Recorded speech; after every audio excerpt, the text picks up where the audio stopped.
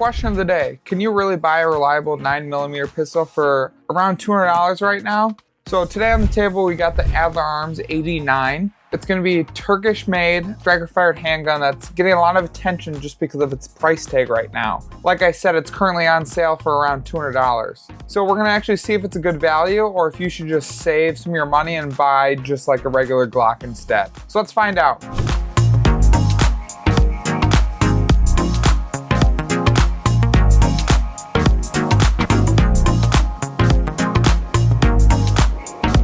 So opening the box, obviously first up, it's gonna be the AD-9 series, the 9mm semi-auto handgun. Just gonna have all your instructions and everything. So we'll set that off to the side.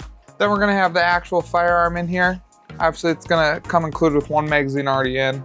We'll set that aside to see what we got. So it's kind of interesting they have this little piece of cardboard just to cover this. In here we got this kind of cheap little holster, I guess. I'm kind of confused on what the point of it is. So your belt's gonna feed through here. Take the actual firearm, go through here. I guess it's kind of nice it comes with the holster, but this is gonna be very, very cheap, and I would just spend 40 bucks to get a Kydex holster. Next in here, it looks like they're gonna actually include a chamber flag and a lock for the actual trigger. It looks like a trigger lock here and then an actual chamber flag. So we'll take a look at those later. Then you're gonna have your second 15 round capacity magazine. Again, it's just metal magazine with that plastic feeder bottom on it. It's okay, it's all right. Other thing you're gonna have, which is actually kind of cool that this is included, is an actual bore punch to clean your bore out. So that's actually pretty nice that they include that. You don't really have to go out and get yourself a gun cleaning kit. Then you got some adjustable back straps in here too, if you want the different sizes. Obviously, there's already one included on the actual firearm, but they give you two different options. So the medium one, it comes on it. This is the smaller one, and this is the larger one, in case you wanted to change it out. Now for around, again, $200, it's actually a pretty impressive package of everything that you get here. Again, it's gonna be that polymer frame striker-fired pistol, roughly gonna be about the size of a Glock 19. It also accepts Beretta 92 pattern magazines. Some different versions will also include an Armory pattern optic mounting system. As you can kind of see here, it's already comes with the screw, so you can go ahead and mount on there. Now let's actually take a look over the gun. First things first, we're gonna make sure that we took that second magazine out. We're gonna lock it to the rear, make sure that there's no ammo in there, no ammo feeding through in a magazine. Now, one thing to note, I actually kind of like this lock right here. It's pretty smooth. It works very well. It's big enough where I can just hit it with my thumb. I guess this is more of a fuller frame size gun, so they're usually a little bigger, so you can get it with your thumb. But typically on more compacts and subcompacts, it's going to be flush to the side. It's going to be a lot more difficult than this one is. I guess what we see first is this polymer frame. Not terrible quality. Obviously, you can kind of feel that it's cheaper. It's nice that it includes this grip on it, as well as for your thumb and fingers as well. Right there and right here. Now what you do get is you do get the steel slide. You can definitely tell it's heavy. It still works. It cycles very smooth. You got your front and rear sight serrations. It's already drilled for an MOS, so you can put an Armory styled optic on there. Your accessory rail, which is kind of nice that that's included as well. So you can put a flashlight on here as well, laser, any other accessories. That grip texture is all right. It does the job. Obviously, it's nothing super fancy.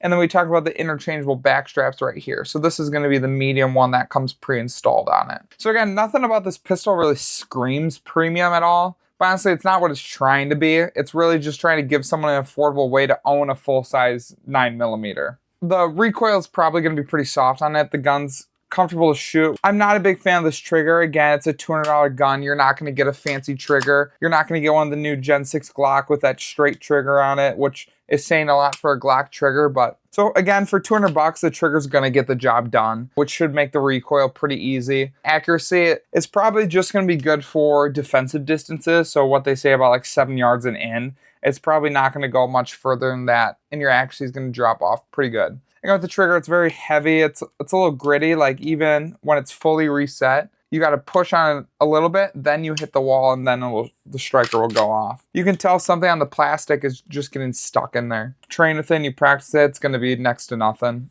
So again, for reliability, I'd be a little cautious with it. Some reviewers have had great luck with it, while others experience feeding issues with different ammunition or magazines. There have also been reports of quality control inconsistencies like loose sights or sensitivity to ammo. However, with the sights, I'm not really seeing that on this particular gun that we have in front of us. Again, with ammo and magazines, again, pretty much you just gotta make sure that you're cleaning your magazines. So taking these off, taking everything out, cleaning it, making sure that they're not dirty, especially after you get some rounds down these. So again, your experience may be varied depending on which gun they actually ship to you. So different things that I do like, obviously the affordability, that's what this is made. Again, this is $200 right now. So if you just need a full-size handgun, but you can't scrape enough to get a SIG or something a little more expensive, might not be a bad thing. Again, that recoil should be pretty nice. It's a full frame. It's got that decent grip, so it's not going to be flying out of your hands. Plenty of accessories included in the box. And again, it uses the Beretta pattern magazines, so you can always just get Beretta magazines if you want an upgraded magazine. So again, if your budget's tight and you simply just want a range gun, backup pistol, I could see the appeal in it.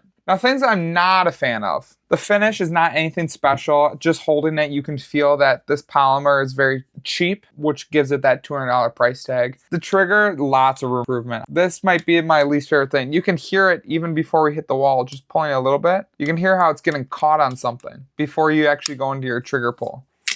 Sight's very basic. Again, you can always upgrade a sight or put an optic on top as well. My biggest concern is just the long-term reliability and consistency with it. When you're buying a firearm that may eventually be trusted for self-defense, confidence matters, which is why I would personally just save up a little bit more and try and get a Glock, SIG, or something that might be a little more consistent. So again, my overall opinion, for around $200, the Adler Arms AD-9, it gets the job done. If you're on a tight budget, simply need a functional handgun for range use or just to get started in it. It's hard to complain too much considering what you're paying with. But again, if you can save another couple $100, I'd still recommend buying a Glock, SIG, any other starter handgun out there. I mean, that's kind of the reason why Glock has earned the reputation it has. It's durable, it gets the job done.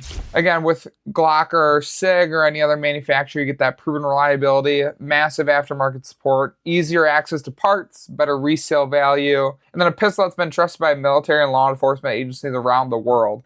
I think at least here in the US, probably 90% of agencies use Glock. So for me, that's worth spending the extra money. The Adler still is not a bad gun for the price. It's just Glock and other manufacturers. Probably simply the most better long-term investment. So again, going over a couple of things that are included as well. We'll lock it back real quick. It does come with that firing flag, which is actually really nice. So if you're out of range, and your range actually requires you to have one of these. The other one is this trigger lock. So it looks like should be able to unlock it here.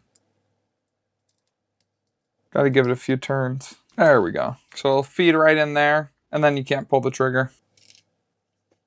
Lock it forward just so you can see. No one's pulling that trigger. But yeah, and you can also kind of feel like this is just cheaper, but it gets the job done. And last time before we get into outro, we're going to go on how to actually disassemble it. For cleaning purposes, it's pretty similar to a Glock. So again, make sure it's safe, no rounds, no magazine in. You're going to have to pull the trigger, grip it like so with your fingers on top and your thumb on the duckbill right here. Pull it back about 1/4 of an inch. These two tabs right here, one's on either side. You're going to pull those down and it'll get stuck right here. So unlike a Glock where it'll just come off right there, you're going to have to pull the trigger again for it to come all the way off. Again, just make sure you clean all those areas, and then our actual spring and barrel will come on out. Just make sure you just clean up in there. Again, I always recommend cleaning it before your first use. Some manufacturers lube it so you can shoot a few hundred rounds through it. Others do not. The other thing I'm not too keen on is there's not really a notch right here. So on most Glocks, this first lip won't have a notch in it,